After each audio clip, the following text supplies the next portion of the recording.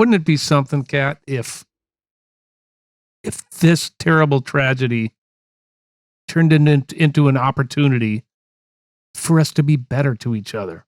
Well, it is. It is, by and large. It is. But the media doesn't make money showing that it's changing things for the better. They make money with the controversy.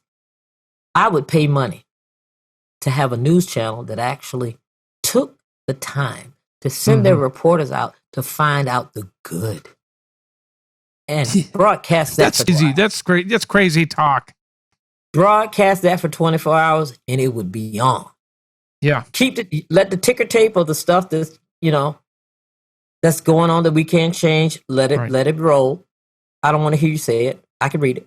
Mm-hmm. But show me visuals of people that are getting through this, of people that are coming out of this better, of people that are raising themselves and changing the way they think and opening themselves up to, I only saw the selective amnesia picture that I was given.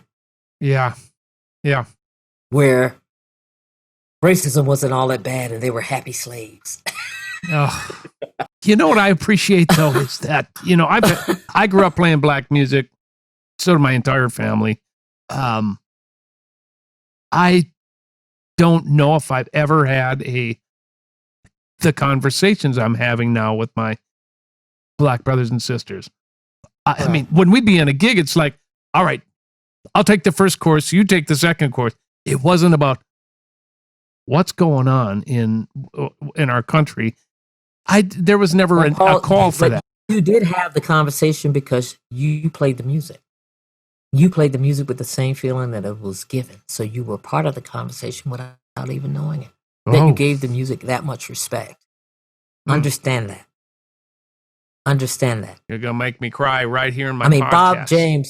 Bob James put up a post. Did you see that, Bob James? Oh, did I ever? Drop me too. Black Lives Matter to me. And there are people that, don't want to see things change. They need to feel validated knowing somebody is doing absolutely worse than them. And there's no way being black you can get out of that, no matter what you do. I mean, look at that gentleman in Central Park. Guy was from Princeton. Asked the woman to just put your leash on a dog so I can watch the birds. Yeah. She gets on the phone and says, I'm going to tell them an African-American man is threatening my life. Well, she's being sued. Right. I mean, that type of attitude is the same thing that got Emmett Till bludgeoned and beaten to death. Yeah.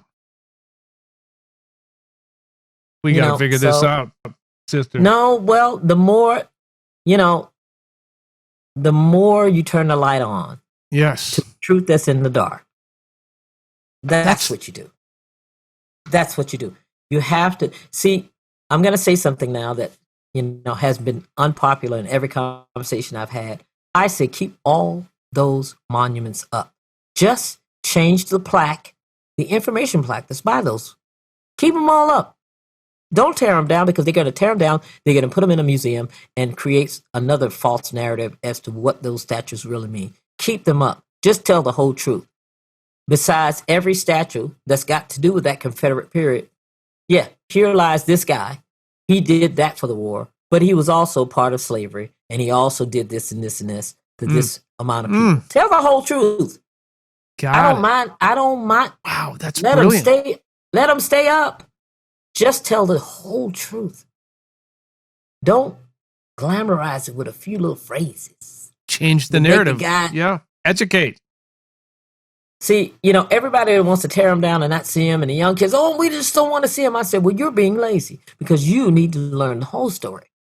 And not having any reminders, you're allowing the people that are going to take those statues and put them in another museum somewhere and tell the story they want to tell and go, those people don't know what they're saying. These are the glory guys, and these are the glory days, and this is the glory this. And I'm like, to the victor go the spoils. To the victor also goes the writing of history. Keep them up. Just tell the truth. I have never heard that idea, and that is but brilliant. there are a lot of people that are like, you. They don't like that. I'm like, Well, that's why we have opinions. I want the pride and the shame. You feel pride about that? You feel like that was part of your pride? Well, this is the other side of that pride was another person's misery, and you should feel that shame too. Wow. You know, anybody who's come up in this country who has generational wealth has benefited in some way from 400 years of free slave labor. If your great-great-granddaddy left somebody some money, who left somebody some money, who left somebody some money, some of that money came from somebody that looked like me, who was underfoot, who worked for free. Right. Sure. I mean, that's logical. And downtrodden to the edge of their lives, pulled up, treated like animals. You know, they'll go, oh, you're not a slave. You've never been a slave. You know? And I'm like, slavery was legislated after it was abolished. Right. With Jim Crow laws, with redlining, with voter rights, with it's continuing. It's just more insidious. So please don't tell me that, because literally, yes, slavery is still enforced because the separate but equal kept it open for interpretation. So it was put in there, just enough wiggle room. Yeah. You know, if a drop of water drops on a rock 400 years, guess what? That rock is going to give. Yeah. You know, I don't mean to get off the subject, but you know. I asked. And I think it's important that we show what communication is too. People got to talk. People got to talk. Absolutely. And I don't claim to have all the answers, but to me, and what my dad always stressed to us, even as kids, you know, when you tell that little lie, he's like, telling half the truth is just lying anyway. It's just a lie. You know, you don't tell the whole truth. You lied to somebody. You know, tell the whole truth. The whole truth will serve you better. Right. Well, he's not wrong. He's not wrong. He also was not in politics.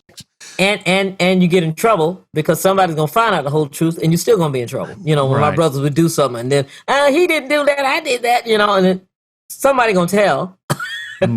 Here we are right now. Somebody's telling. If I say nothing to young people, search for the whole truth, not just what you've been told. Don't be satisfied to that.